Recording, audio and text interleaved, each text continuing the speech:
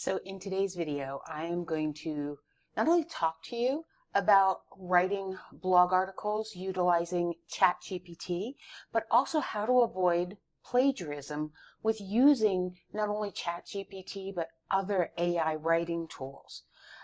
So I don't know about all AI writing tools, but ChatGPT and the ones that use the ChatGPT API, meaning it's embedded in their system like Canva uses, they pull their information from the internet, and sometimes they take snippets and statements verbatim, and that creates plagiarism. This is fine if you're doing an email going out or you're writing headlines and copy for either social media or for digital ads. But if you're doing a blog article that you want to rank in search, this is where you have to be careful, because Google is taking a stand on this plagiarized content. And it's not air quotes. It's really, sometimes there's only one way to phrase something. And so what it is that Google has created an algorithm to detect and demote AI altered and plagiarized content. And here is a quote directly from the Google search quality team. "Scraping content, even with some modifications, is against our spam policy. Google has many algorithms to go after such behaviors and demote sites that scrape content from other sites." So you may not be scraping the content, right? It's not that nefarious. You're using some type of an AI writing tool like ChatGPT to write that content. But we don't know how sensitive Google's going to be on this. We don't know if it's a whole entire paragraph that they're going to demote, or if it's a sentence. So when you're using these type of tools to initially write your blog articles, we need to put some plagiarism checks in there and really scrub that content well so that Google doesn't defeat the purpose of you writing all these great blog articles for your business, right? Because you want them to show up in search, but you want to take less time actually writing the articles. So let me walk you through how I do this. I put together a quick process of at least that front end piece of at least getting the content started. So let's take a look at that. Okay, so here is a search or an article I started writing using ChatGPT. 10 features of Canvas for small business marketing.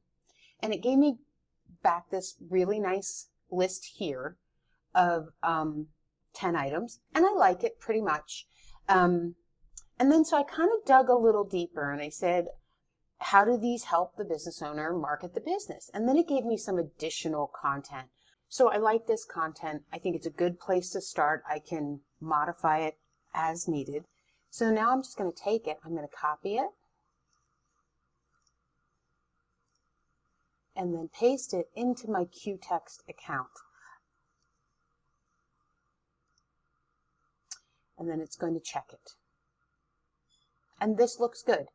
So the reason I'm using Quetext is versus something else is I know Grammarly does some of this. I started with Grammarly and then I compared it to Quetext and a couple of others, and the content, Quetext seems to be more sensitive than Grammarly, so I'm going to err on the side of caution and go with the more sensitive tool. So now I'm going to come back, and I decided, okay, I wanted to expand on number 7. Number 7 was talking about built-in analytics. I was like, okay, cool. And so as they expanded, they gave me this wonderful little article section on number 7. So when I take number 7 and I pull it into Quetext all by itself, we get 13% plagiarism. And anything that's plagiarized is highlighted. And when you click on it, it's going to show you the sources where it found it, right? So there were 2 different sources that were using similar phrasing to this. So this is something where if I wanted to use this copy to dive deeper on number 7, I would alter it. And then I kind of went a little bit further down in the rabbit hole about, tracking design elements and, does Canva integrate with MailChimp? And then, because MailChimp does A/B testing. And so then I was like, oh, how to A/B test an email using Canva Analytics, so that I could maybe add a piece of that into that section. And this is what it came back with. And I liked this. It might need some additional tweaking. So I took that and then I copied and pasted that in. And so as you can see, this had a much larger plagiarism match, 29% on this one. And there were 5 different sources that it matched. So I think that, maybe the deeper you go, or if you are looking at very specific things, or things that there's a lot of content around, you're going to see a higher plagiarism match. So then I asked it to write a title for the article. And then I asked the wrong question. It gave me a title for just the A/B testing.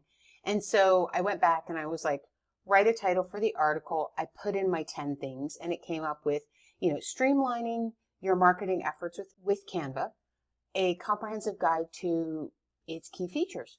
Okay, I like that. And then I said, write me an introductory paragraph too, right? Because I needed something to go before that top 10 list. And it came up with this. And so I like both of those. So I pulled all of that into one Quetext area. And this is where I'm starting to build my article. So I put my title in here, looks pretty good. And then I put my intro paragraph in there.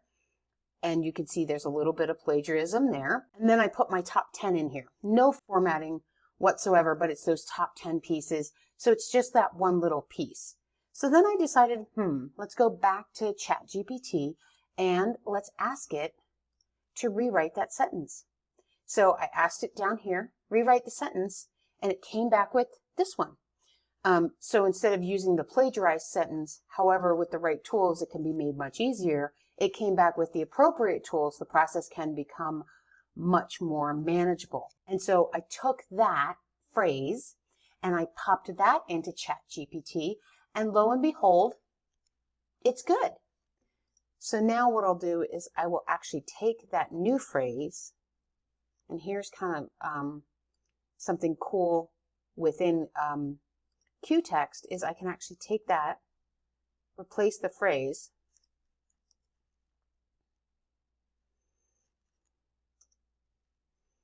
and then ask it to recheck. So whether I asked ChatGPT to rewrite it or I chose to rewrite it, it rechecked it and it's okay. And then we found there's another one down here. So I can actually follow that same process that I did before.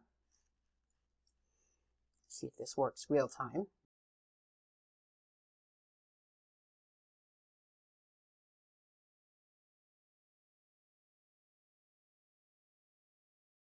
And so it gave me a different rewriting of the same phrase because I think it was actually, it used it twice. So then I can take this new phrase and then edit this again, copy and paste the replacement.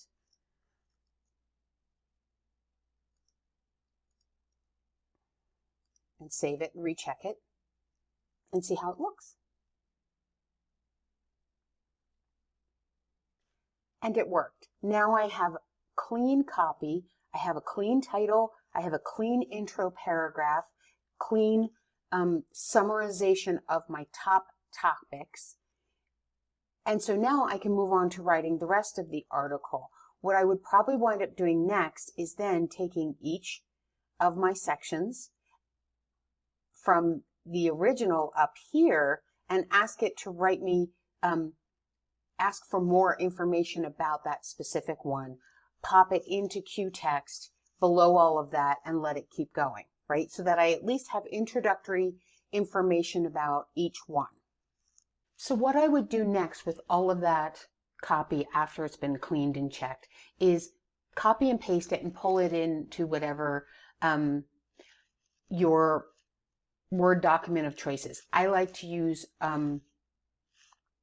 Google Docs. I have Grammarly on there, the free version, so that then I can kind of clean everything up, format it so that it's going to look the way that I want it to look.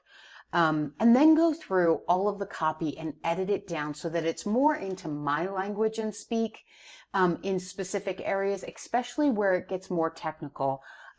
So with respect to Google Analytics about Canva, I have different thoughts than just the general things out there. And then I add my own expertise and flair to it. And then the article even becomes even more unique, but I don't have to worry about those transition phrases, the summary, the conclusion.